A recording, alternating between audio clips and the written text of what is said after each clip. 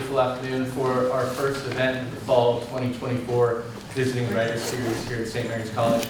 This is a really important series of events for creative writing especially because it's an opportunity for us to build community, which is something we talk a lot about. So this is our chance to build community between our students and some of the writers and poets in our country doing some of the most incredible work today.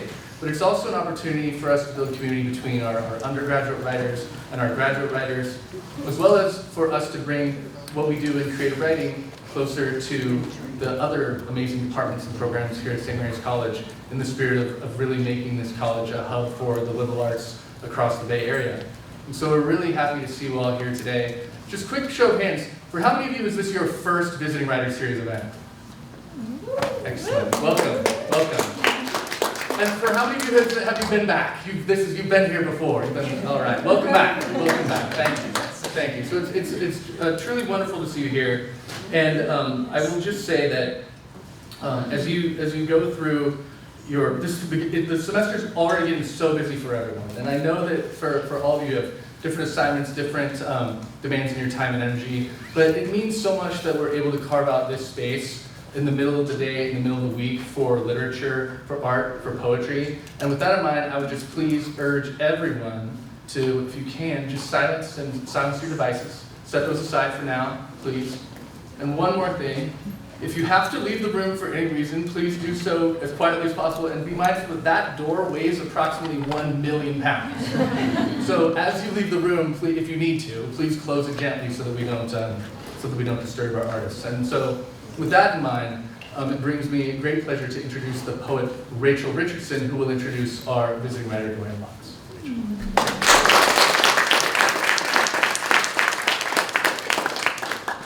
Thank you. It's my great pleasure to introduce Dorianne Laux today, who we're so lucky to have teaching in this program this year and reading for us this afternoon. Dorianne is a writer whose work I've known all my writing life and whose geographic migrations I think I've also been following all of my life, from Berkeley, I didn't spend any time in Oregon, but to North Carolina and back. This past week I spent some time thinking about the body of work that she's built.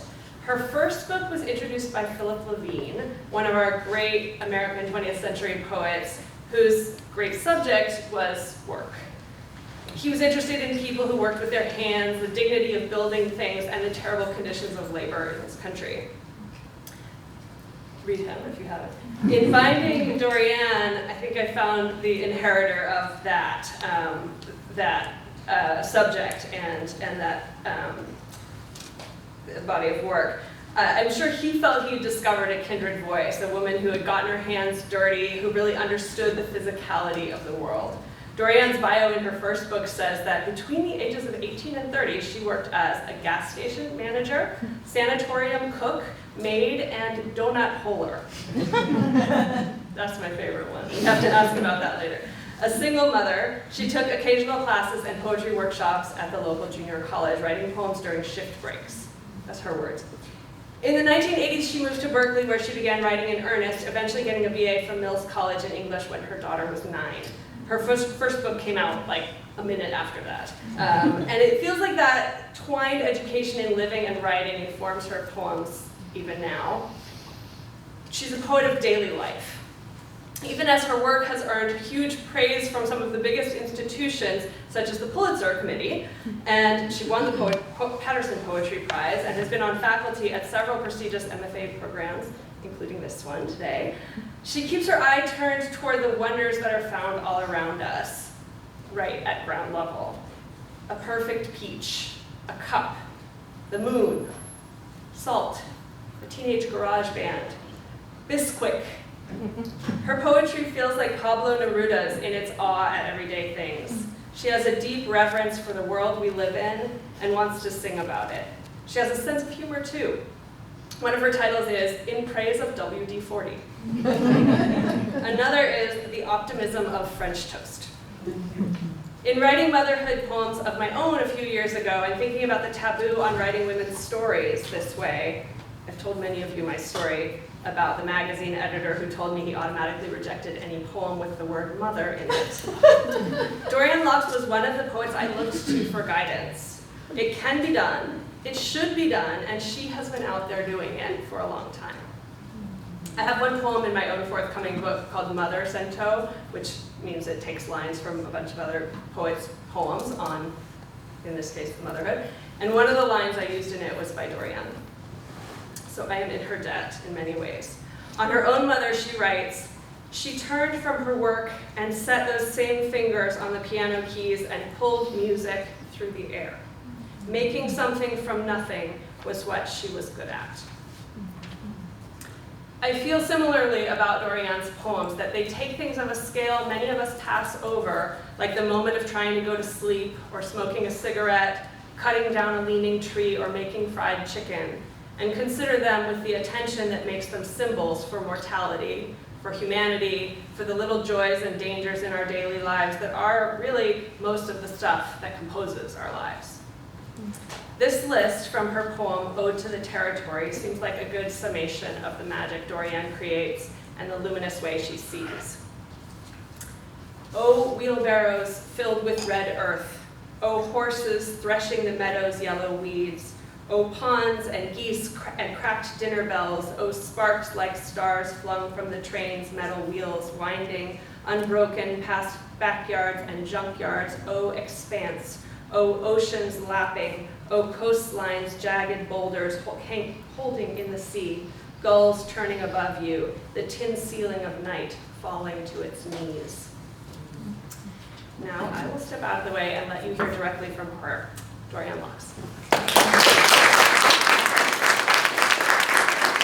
I know I'm going to read two poems, and I'm going to start with them so I don't forget, that Chris requested.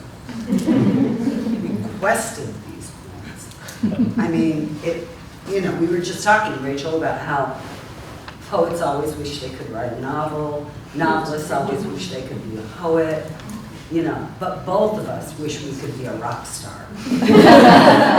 And so, getting a request makes me feel like a rock star. But anyway, he requested this poem, and it's called Fast Gas. One of the jobs was gas station manager, but before I rose to the level of manager, I was in fact a gas station attendant. And so this is a poem about that, and it's called Fast Gas. Before the days of self-service, when you never had to pump your own gas, I was the one who did it for you. The girl who stepped out at the sound of a bell with a blue rag in my hand, my hair pulled back in a straight, unlovely ponytail. This was before automatic shutoffs and vapor seals. And once, while filling a tank, I hit a bubble of trapped air, and the gas backed up, came arcing out of the hole in a bright gold wave and soaked me, face, breasts, belly, and legs. And I had to hurry back to the booth, the small employee bathroom with a broken lock, to change my uniform, peel the gas-soaked cloth from my skin, and wash myself in the sink. Light-headed, scrubbed raw, I felt pure and amazed. The way the amber gas glazed my flesh, the searing, subterranean pain of it, how my skin shimmered and ached, glowed like rainbow oil on the pavement. I was 20. In a few weeks I would fall for the first time in love. That man waiting patiently in my future like a red leaf on the sidewalk, the kind of beauty that asks to be noticed. How was I to know it would begin this way? Every cell of my body burning with a dangerous beauty, the air around me, a nimbus of light that would carry me through the days. How when he found me weeks later, he would find me like that, an ordinary woman who could rise in flame. All he would have to do is come close and touch me.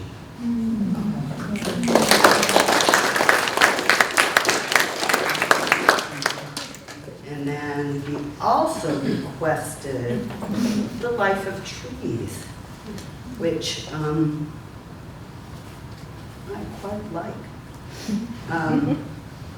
And it was after I moved from the Bay Area, from San Diego to the Bay Area, and then later to Oregon. And I lived in a condo on the 3rd floor, and I was surrounded by trees, and they would sway in my windows. And I had full windows, and it looked like I was in an aquarium. And it was seaweed, kind of waving. But Oregon had so many trees, it was scary. And I'd grown up with sagebrush and rocks and lizards and desert, where we had a few little bushes and some palm trees, But this was it was like they would swallow you. And it also seemed from that kind of vantage point that I had in my condo that they were alive. Like me and you. Like sentient, So I wrote a poem for them. This is called The Life of Trees. The pines rub their great noise into the spangled dark, scratch their itchy boughs against the house. And that moan's mystery translates roughly into drudgery of ownership. Time to drag the ladder from the shed, climb onto the roof with a saw between my teeth, cut those suckers down.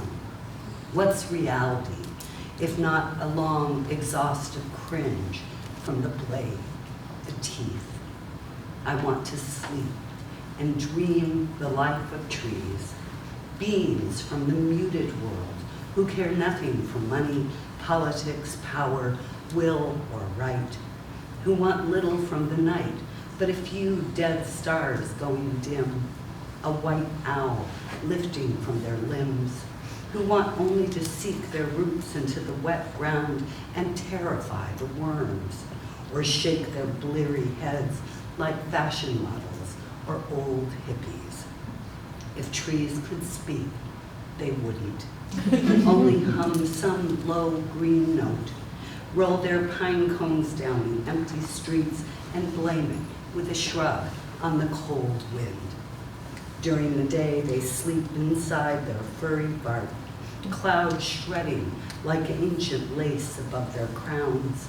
Sun, rain, snow, wind, they fear nothing but the hurricane. And fire, that whipped bully who rises up and becomes his own dead father. In the storms, the young ones bend, and the old know they may not make it, go down with the power lines sparking, broken at the trunk. They fling their branches, forked sacrifice to the beaten earth. They do not pray.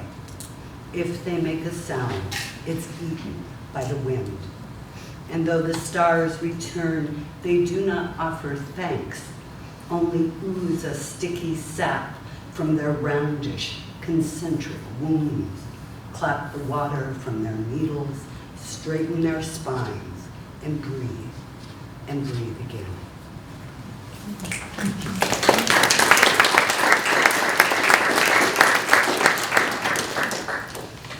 So, we forget that without trees, there's no, exchange for us.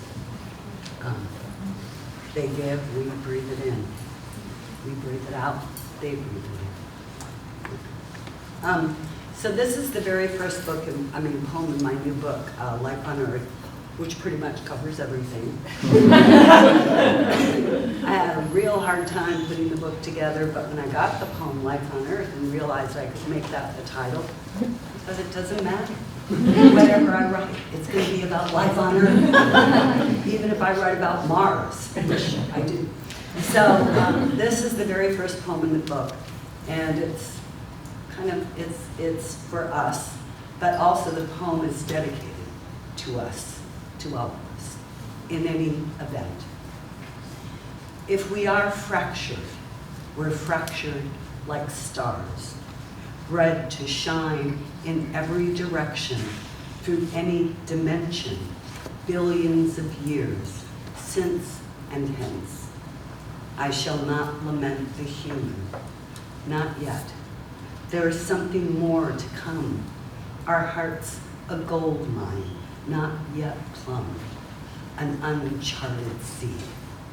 Nothing is gone forever. If we came from dust and we return to dust, then we can find our way into anything. What we are capable of is not yet known, and I praise us now in advance.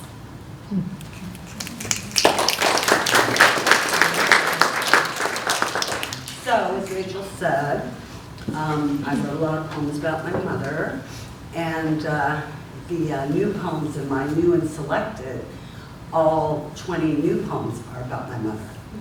And I've written poems about my mother all my life. And I wrote this book, I thought, great, I don't have to write any more poems for my mother. Done. Can take off. But then she died. And so what did I do? And what is the first poem in this book? It's about my mother. And it's called Spirit Level. And for carpenters out there, people who don't know what it, non-carpenters, it's that little level you use to make sure something is, straight, so you can build a house, for instance. Spirit Level. And it uses an epigraph from Gary Snyder. When making an axe handle, the pattern is not far off. So you have to imagine somebody's making an axe handle with an axe. My mother was either horizontal on the couch or vertical, a plumb line from her spine to the top of her head to the ceiling that spins when she drinks. Alcohol and an air bubble trapped, sealed, and fixed inside her, her face carved from wood, a tear gliding slowly down the curve of her cheek. My mother was once a spirit in this world. Once she breathed for me, above me, beside me, behind me. Now I feel her warm breath on my neck summer nights, peering over my shoulder as I write every poem, whispering, "Let me in." I let her in. I remember every time she picked me up or set me down, put me to bed or woke me from dreams. And now I see how my whole life has been a dream, one she built for me from the ground up. Her daughter, my mother, the axe, beautiful tool with which she shaped me. A house much like the one she lived in, but smaller, fewer rooms, a tiny, unusable attic, and a cluttered basement. I let her in, like she let me in. She became my carpenter, stonemason and bricklayer, piling me up cell by cell. The blade that shaped my legs, my arms, my surveyor, millwright. She used herself as a template. Her genes tough, her organs elastic, her eyes and nose, forehead and mouth. And when her body, from which my body was made, was slipped into the hot retort, I burned too. She refused the beveled casket, the oiled mahogany box, last drawer for the dead, wanted only the fury of fire, the blue-white flames unmaking her with their licking tongues. House her grandmother built, and her grandmother before her, all of them giving what they had been given, the hardwood floors, staircases and banisters, their deepest cupboards, their heavy doors flung wide so the breeze I would be could blow through.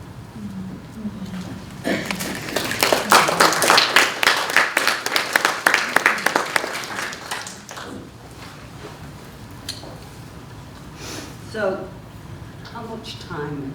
What time? I don't know. I don't even have a clock, so it doesn't really matter. So, just, you know, kind of lift up your hand when you think I've read enough poems. Not yet. More.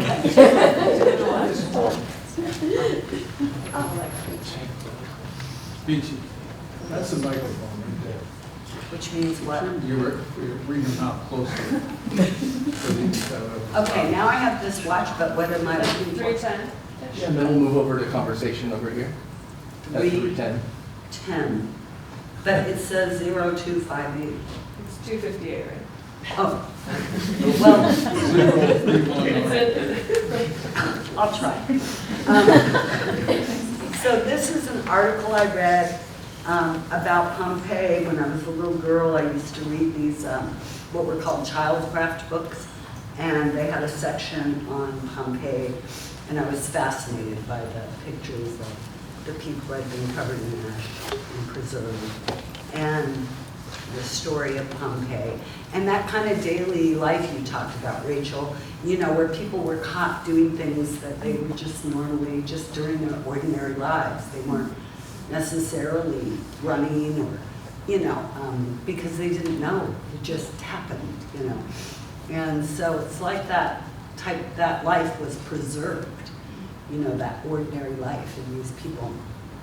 And what they uncovered, you know, new stuff, and I got so excited, you know, in Pompeii. And this was called, what they uncovered was a thermopolium, and I don't know if I'm pronouncing that right, but thermopolium, I don't know, thermopolium, and it was an ancient snack stall uncovered in Pompeii. And so I wrote this poem for it. Even in 79 AD, people loved street food. All the young Romans flocking around the sizzling terracotta pots, the stalls frescoed with chickens and hanging ducks, hot drinks served in ceramic two-handled pateras filled with warm wine and spices. Their sandals' feet glimmered as they milled around, waving hellos, smudging one another's cheeks with kisses, murmuring gossip, complaining about the crazy rise in the price of wheat, soups and stews, skewered meats, stacks of flatbread, honey cakes, and candy made with figs.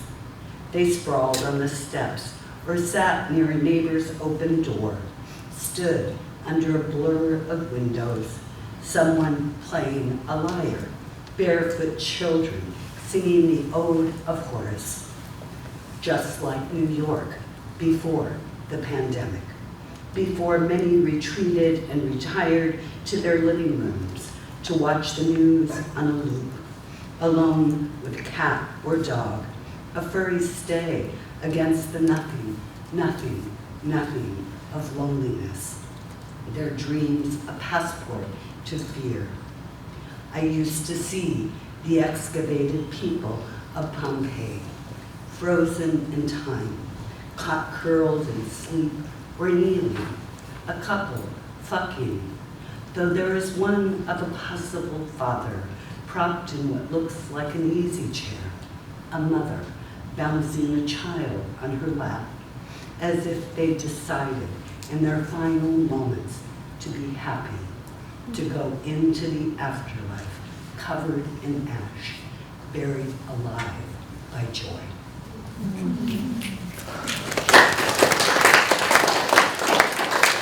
Which one? You wanted jalopy, Joe? Jalopy. My husband really likes this poem, Jalopy, and I said, what poem do you think the kids would like? And he said Jalopy. I said, okay. And now, of course, I can't find it. Near the end.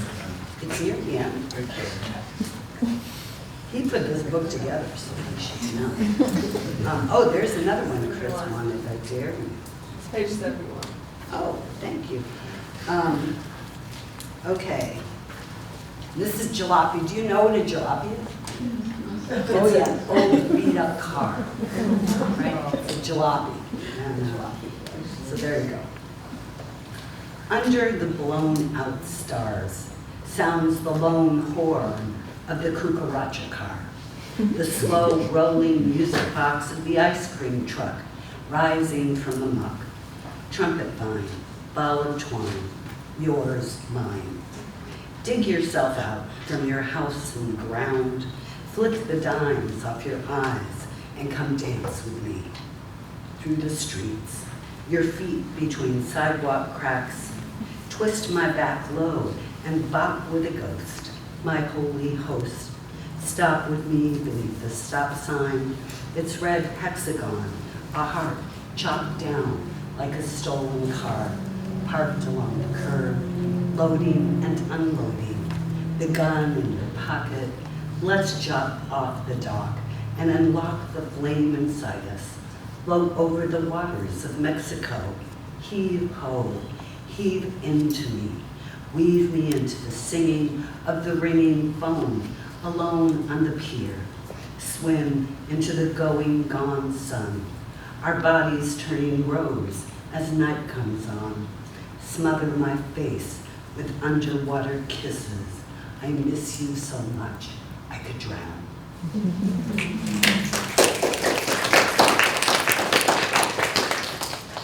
And this is the one Chris wanted,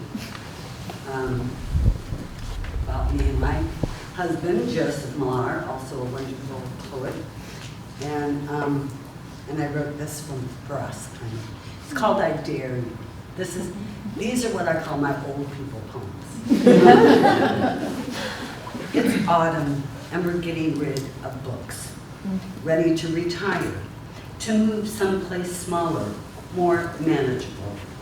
We're living in reverse, age-proofing the new house, nothing on the floors to trip over, no hindrances to the slowed mechanisms of our bodies, a small table for two. Our world is shrinking, our closets mostly empty, gone the tight skirts and dancing shoes, the bells and whistles. Now, when someone comes to visit and admires our complete works of Shakespeare, the hawk feather in the open dictionary, the iron angel on a shelf, we say, take them. This is the most important time of all, the age of divestment. Knowing what we leave behind is like the fragrance of blossoming trees that grow stronger after you pass them, breathing them in for a moment before breathing them out. An ordinary Tuesday, when one of you says, I dare you, and the other one just laughs.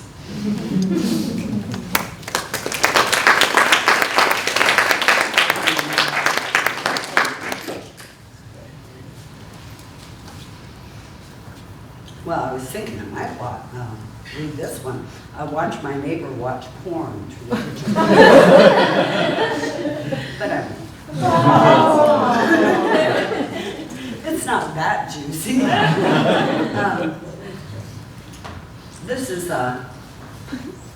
is called The Smallest Park in America, which is in Oregon. And I don't remember how big it is, but it's really small. It's like a median, a tiny little median strip between the streets. And but it was dug because it has a tree in it. I think. Somebody dug. It's in the Guinness Book of World Records. Smallest park in America. The smallest park in America is dedicated to a poet. Maybe 5 people can stand up in it, which is enough warm bodies for most poetry readings. Most poetry readings are given at dusk, the darkest part of twilight, a poetic word if there ever was one. The time right before Orion rises in the east, a time when all 5 poets look up and sing their verses to his belt. There is always a vase of just cut flowers, dying in a narrow vase set upon a skinny, wobbly lectern, a squat glass of water some poets replace with vodka, making a splash of bitters. Their poems are peeled in layers like onion skins, and someone always cries mineral tears that fall into patches of grass, below from which a staircase grows, winding in a spiral into the crowns of trees above, dislodging hazelnuts. Everyone then cracks with their poet-loving teeth, grinding down the mealy meat. After many long distances and a boatload of words, the poetry reading ends, first to silence, then to quiet applause, at which point someone bends down and unlatches the shin-high gate, and they parade out the door made of any weather and into the dark hallways of evening to search for their cars. They stand for a moment under the stars, remembering what it was like to be held gently in a lion's open mouth.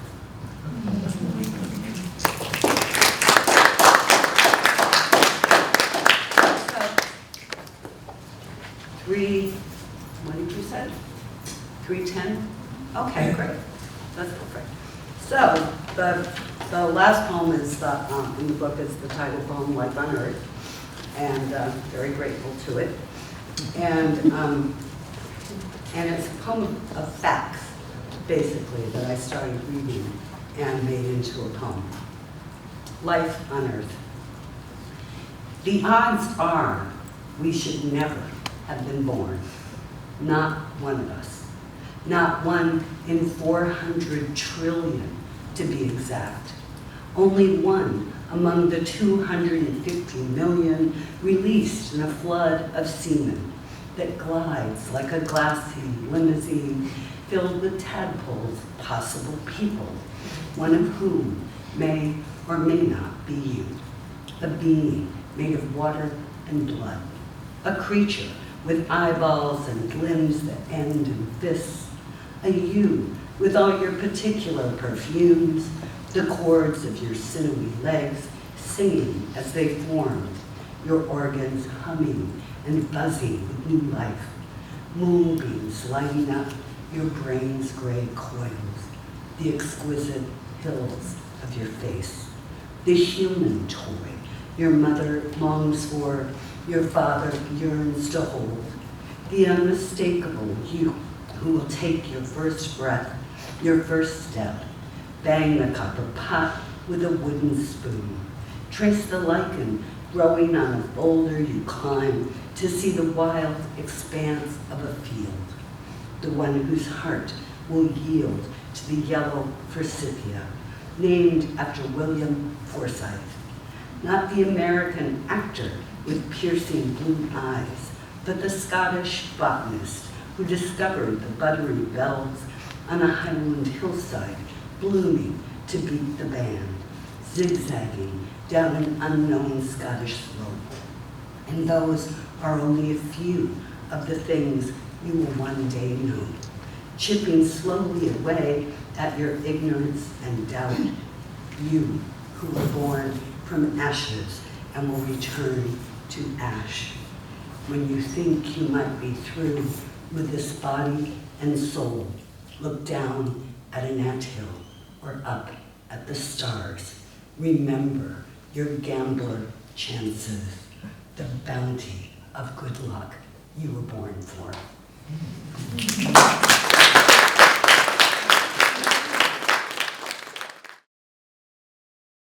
My other new book, The Pandemic, was very good to me. I got 2 books out of it because there was nothing else to do but write. So I also put together this book for poets, and it's filled with little short essays and exercises that the grad students are doing right now. And so I just thought I would read the end of Why I Write, okay, which is a longer essay, but this is the very end of it. I write to add my voice to the sum of voices, to be a part of the choir. I write to be one sequin among the shimmering others, hanging by a thread from the evening gown of the world. I write to remember. I write to forget myself, to be so completely immersed in the will of the poem that when I look up from the page, I can still smell the smoke from the house burning in my brain. I write to destroy the blank page, unravel the ink, use up what I've been given, make something new of it, and give it away. I write to make the trees shiver at the sliver of sun slipping down the lip of the axe blade. I write to hurt myself again, to dip my fingertip into the encrusted pool of the wound. I write to become someone else, that better, smarter self that lives inside my dumbstruck twin. I write to invite the voices in, to wrestle with the angel, to feel the devil gather on its haunches and rise. I write to hear myself breathing. I write to be doing something while I wait to be called to my appointment with death.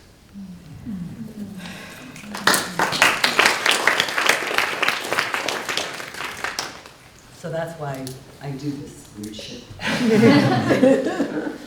Well, I'm glad you brought in that book because I wanted to ask you a little bit about process in various ways. I'll come back to exercises in a minute, but first I wanted to ask you a little bit about, I realized in my introduction I talked just about themes, subjects that you write about, which is one way in, but I also was thinking about your big subject, work and dailiness, and in the poems I was thinking about pacing. I kept, your poems don't call a lot of attention to their forms, and like if you look at them on the page, they're mostly just a single stanza, just straight down, left justified, and or maybe regular stanza pattern. But so I was thinking about, but when I looked closer at them, I kept thinking at lines that mattered to me, or phrases that mattered, that particularly struck me. I kept noticing your line breaks and how precise they were, and how that always added to meaning, or like amplified or surprised, it added surprise to what was being said. So I wondered if you could tell us a little bit more about some of the formal decisions that you make in like that, or the drafting process of. Yeah, when I write, I just write straight across the page. I don't think about line breaks. I just want to get down whatever it is that I'm thinking about, or the images I'm seeing, or the story I'm trying to tell. And then afterwards, I go through and I start breaking it into lines. I look for rhythm. I look for sound. I look for a lot of things. But one of the things is the line itself, and whether or not it could be considered discrete. Does the line itself rise up from the page, and is it clear, evocative, understandable as a line, even if it's broken, even if it's enjambed, right? And I have a chapter in the Finger Exercises for Poets which talks about the discreteness of individual lines.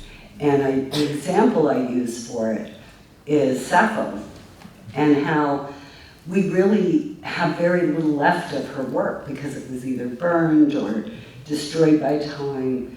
But we do have individual lines or little sections of poems that she wrote. And they're so good. They're complete. Even though it's a line that randomly got torn out of a book or, a page, it's beautiful.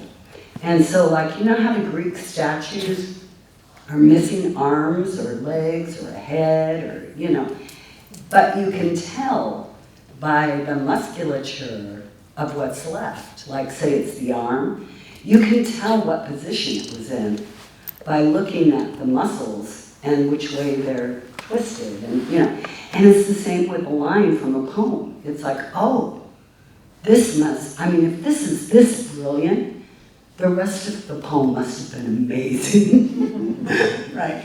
So I kind of look for that, not that I will ever be Sappho or, but I try to reach toward that, that it kind of is an important appendage. Each one is, you know, something on its own. With that metaphor, do you ever feel, in the revision process, do you ever feel like breaking off a limb or a head or something to make the poem, you know, more fragmented and give the reader something to do to participate in it? Yeah, as long as the fragment isn't and she. You know, I mean, or something, you know, that's not very evocative. You know, but if the fragment was, it was the best of times. It's a pretty good fragment, you know. And so, yeah, I just want to make sure the fragments have heft on their own, meaning, sort of, on their own. How about pacing? I kept hearing rhythm, especially when you read these poems out loud, that it's like very sort of regular rhythm in them. And I'm wondering about, do you still think, I mean, does work still feel like it influences your poems, and does that influence them formally in that way too? Work? Yeah, like labor. I mean, you talk about processes a lot, even with like the spirit levels. There's a lot of making of things, right? And I'm wondering if you feel like that connects to formal elements too. In the sense that work is rhythm, right? If you've ever worked a regular job where you go in every day and you do the same repetitive movements, or the same things happen every day, there's a rhythm to that, you know? There's a rhythm to waitressing, you know? Dun, dun, dun, dun, dun. You know, I mean, it's, right? And you kind of, that rhythm goes inside you and you recognize it, you know? And so, yeah, in that sense, all rhythm hammering, right? Just the act of hammering. How many times you hammer could be quick, 1, 2, 3, 1, 2, 3, 1, 2, 3, or it could be bang, bang, bang, or it could be 1, 2, bang, 1, 2, bang, you know, or whatever it is. If you're hammering, if you're sawing, you know, you know, what is your poem doing? Is it sawing its way through the words, the language, the story? Is it beating it through its, you know, day? Is it, if you're a nurse, is it the quietness of the sheet going over the bed and tucking each corner in, you know, at even intervals, you know? So I think we all have those rhythms in our head, you know, the rhythms of being a mother, for instance. I mean, I'm sure you know what they are. Walking the baby back and forth while you want to be asleep.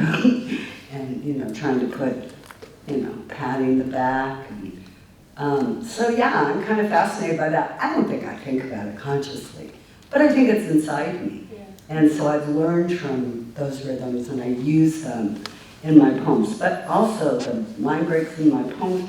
Philip Levine, if you look a book of his poems, his are patterned very similarly on the page, and I kind of fell in love with that patterning and fit my rhythms into it. You know, then again, for my new and selected poems, I had sonnets, you know, and I started to play more with formal, you know, line breakages, and so that's been fun to me because I've never written a sestina. Just let you know. I'm proud. Well, I was going to ask you, since you know you've written this book of exercises for all of us, I'm wondering about your own exercises when you sit down to write. What are some of the favorite ways that you get into a poem? Well, pretty much they're in here.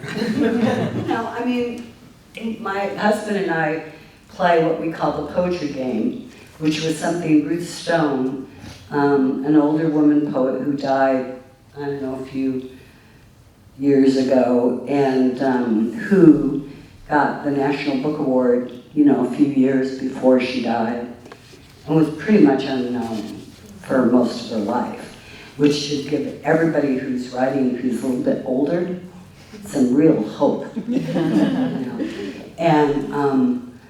And she used to have other people pilgrim, other poets to her house. They loved her so much, she was so good. And they would literally sit at her feet, like she was the goddess mother poet, you know. And she would say, okay, let's play the poetry game. And then she'd go around the room and say, give me a word. And everybody would give one word. And then she'd go, okay, somebody give me a phrase. And somebody would give her a phrase. A color, a season. She'd just start yelling stuff out and everybody would write it down. And then she'd go, okay, now let's write for now. And you have to use all this stuff, you know. And people loved it. And so my husband and I play the same game in our living room. You know, you don't need much to play it. Just some random words, a phrase, the time of year, favorite time of night, you know, whatever. And try to get a poem out of it. And many of the poems that I've written in my books throughout the years have been poems born of those exercises. Many failed, miserably. But a few of them floated up to the top. And that's all you need is a few, right? You know, out of a few poems every once in a while, you can make a book. And and it's also designed just to help you keep writing. How many times have you sat down and just said, I am just so uninspired. I don't know what to write about. I don't, you know. You always have something to write about. If you've got a book next to you, you open it up and say, okay, here's 3 words. Right, you know? Or you look around the room and you see a pencil and you go, okay, pencil. You know? And you just make some shit up and put it in a bowl and mix it up and see if you can bake a cake. No,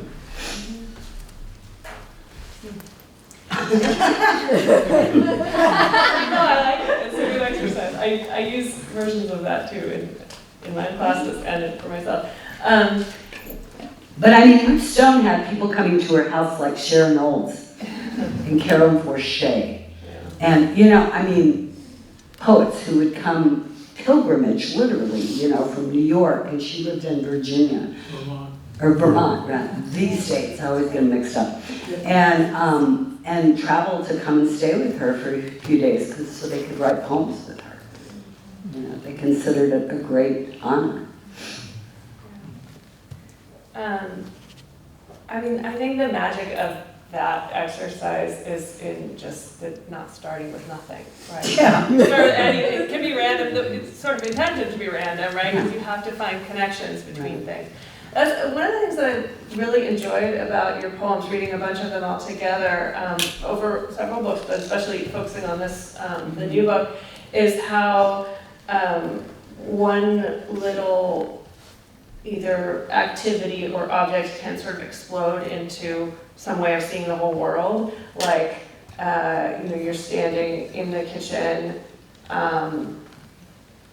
What are you doing? You're making watching the neighbor. What's the one that ends up with the whole Acadian migration, right? You're making the optimism of French toast. French toast, right? You're making French toast, which makes you think of the French, and then the Acadian migration, and you end up in Louisiana with Claude Deschenier.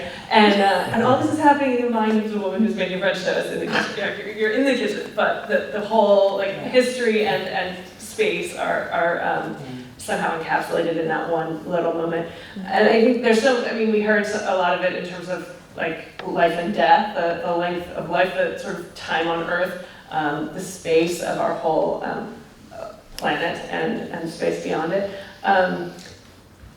And I'm interested in that, like collapsing and expanding of scale that you do so much of, which is maybe another way of thinking about how the image just offers so many opportunities. Yeah. I mean, really, you can be doing anything and get a poem out of it, which is lucky for us. You know, it's not like you have to get in a spaceship, go to the moon, be the first person to walk on it, leave your footprints. I mean, you're the first person to live in your body, you know, in the world, and have your particular thoughts and your particular moods, and you know, you're not going to write like anybody else, and you have things to say that we're all interested in, you know. And one of them is making French toast. because nothing could be better than French toast. But also, I'm French. And so and of course, the French did not make French toast. I mean, I can't remember who it was now, but it doesn't matter, you know? And my ancestors are French, Acadian French. This necklace I wear is for my ancestors who were Acadian French and came over from France, went to Nova Scotia, and the French were considered ugly, stupid, and not good for anything except pulling up potatoes. And they were run out of most of the places they lived, and they had their houses burned so they couldn't come back. So they were constantly migrating until finally they migrated down to Louisiana, where they ended up marrying the free blacks, you know, and that's where we get Cajun music and Cajun food, Acadian and Indian. Yay, that's me, you know, I mean, it's just so fascinating, you know, the history of your ancestors and that whole idea of life on Earth. How amazing that you get to be here, because the chances are so low, you know. And then add to that, having your house burned down in the dead of winter and having to get everything you own on your back and go someplace new and make a life, you know. So I just find everything endlessly fascinating, which I think most poets do. I mean, that's why we do what we do. We want to preserve, kind of like Pompeii, you know, those ordinary things about being a human being that are so glorious and miraculous and amazing that few other people talk about, except maybe novelists, you know, right? I mean, people who are artists of some sort, painters and dancers and sculptors, musicians, you know, they're all concerned with who we are, where we're going, how we got here. You know, it's a miracle. So why not write about it? You know, Bible. Yeah. You know, right? It's basically about the miracle of being alive. I'm not religious, but I understand religious thought, you know, and the sacredness of life. I'll end with one more short question, which is... And I'll give a long, convoluted answer. We were talking right before this talk about great TV series. And I wondered if you just want to just throw out a couple of other things that are interesting you artistically right now. Like things that you're influenced by formally or just in terms of content. What's exciting to you that's being made? Well, we were talking about TV shows because she said, is there any particular questions you'd like to ask me to ask you? And I said, no, I mean, I don't really have much to say except what TV series I'm watching and, you know. And she said, oh, what are you watching? Immediately like, oh, give me something. And so I told her she should watch River. If she'd never seen River, it's only one long season. And it tells the whole story, but it's beautiful. And it's poetic. And in terms, 6 Feet Under, The Sopranos, I mean, there was some great TV happening, you know. But what else am I interested in? I mean, I don't know. Money? Bunny rabbit. Bunny, the bunny. Oh, Bunny. I have a bunny that was born in my backyard and brought it inside, and now she's our house bunny. And Joe and I, it's like we got married too old to have children, but we had a bunny. And now the bunny is our child. And when Joe comes down in the morning, the bunny's all excited and comes running over, and he gets down on the floor. How old are you? 79. 79-year-old man gets down on the floor with her and starts talking to her, petting her, telling her about the dream he had, if she, plans to have a good day, what she plans on doing. And so we're completely besotted by this bunny. And if it was a child, it would be a very spoiled child and would grow up to be a maniac. But it's a bunny, so you don't have to worry about it. The best of all possible worlds. But, so yeah, of course, I've gotten so interested in bunnies that I research them, I find out everything you can find out about them. I didn't know what will hit my fancy next, I mean, I could walk out of here and see something that I suddenly end up writing a whole book about, who knows. But nothing in terms of, we live in one of the greatest places in the world for going to museums. Do we ever go? No. Do we ever go to outdoor concerts? No. Do we, what are the many things that we don't do that involve art? Lots of stuff. But I read a lot of student poems. And that's pretty much my entertainment. And because it's my job, and so I'm always reading student poems. And I'm going back and reading poems that I loved when I first decided that I wanted to be serious about poetry. I go back and read those first books that really influenced me and fall in love with them again. And a lot of them are in this book, poems that really I loved so much. I wanted you to love them too, And many of the artists in this book, the poets, are women. Women who aren't as well known as they should be. Women who died young and so didn't have a chance to write more books or go do poetry readings or, any of that stuff. So I wanted to keep their poetry alive, so there are a lot of women in the book, but also men like Larry Lewis. He's one of the greatest poets in the world, and he died very young, and so I want people to know who he is. So it was written in a way for selfish reasons, I wanted to preserve these things. Everything goes back, all roads lead to Pompeii. I just wanted everything to be covered in ash, preserved for all time. But,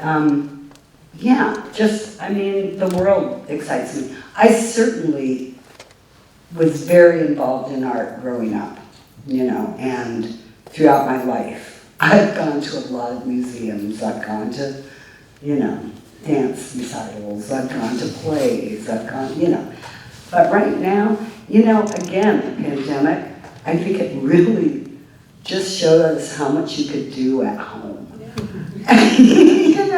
You can just order your food in, watch a movie on TV that lasts for 16 episodes.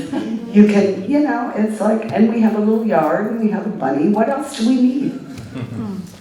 Especially at our age. I'm excited for the bunny book.